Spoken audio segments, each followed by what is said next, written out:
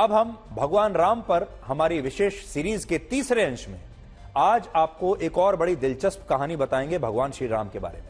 आपको बताएंगे कि भगवान राम के अयोध्या लौटने पर ऐसा क्या हुआ था कि हनुमान जी को अपना सीना चीरकर यह दिखाना पड़ा कि उनके हृदय में भगवान राम और सीता बसे हुए हैं।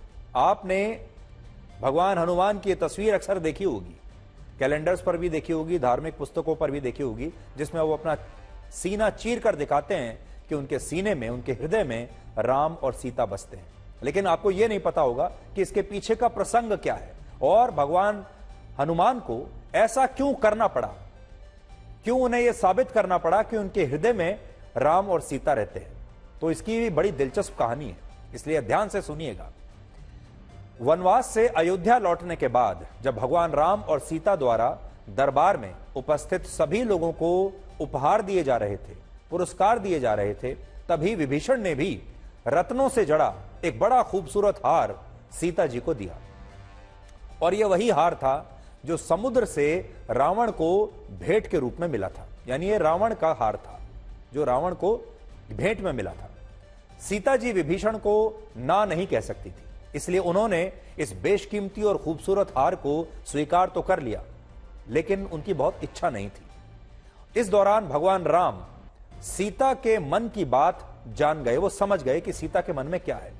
भगवान राम ने सीता से कहा कि वो दरबार में उपस्थित लोगों में से जिस किसी को भी इस हार के सबसे ज्यादा योग्य मानती हैं, उसे वो ये हार भेंट के स्वरूप दे सकती हैं, भेंट स्वरूप। सीता जी ने कुछ क्षण इंतजार किया और उसके बाद हनुमान जी की तरफ देखा और इसके बाद हनुमान जी को रत्नों से जड़ा ये हार उन्होंने उपहार में दे दिया।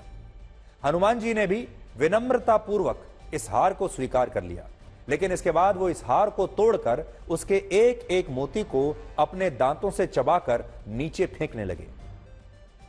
इससे लक्ष्मण और विभीषण और दरबार में उपस्थित बाकी के लोग काफी हैरान हुए और उन्हें यह लगा कि शायद हनुमान जी ऐसा करके भगवान राम और सीता का अपमान कर रहे हैं, क्योंकि जो हार उन्हें उपहार में मिला है सीता जी से, उसे वो तोड़ क्यों रहे हैं।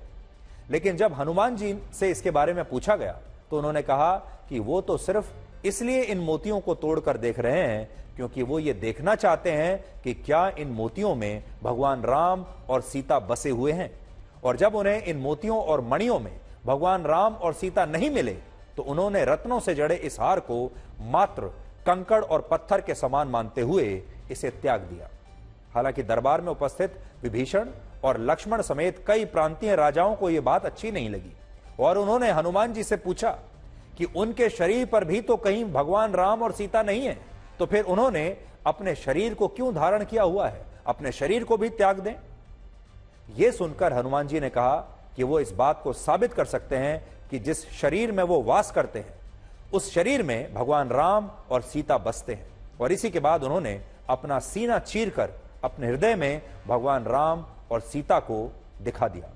और इस दृश्य को देखने के बाद भगवान राम ने खुद कहा कि उनके पास हनुमान जी को देने के लिए कोई योग्य उपहार नहीं है, इसलिए वो स्वयं को ही भेंट के रूप में हनुमान जी को दे रहे हैं। आज कलयुग में जब सारे रिश्ते उपहारों से छोटे हो गए हैं, हर रिश्ते में यह देखा जाता है कि आप अपने पार्टनर को, अपने दोस्त को, अपने परिवार या रिश्तेदार को कितना महंगा उपहार देते हैं, वो कितने पैसे का है, और उस उपहार के आधार पर फिर यह तय होता है कि आपको कितनी इज्जत देनी है।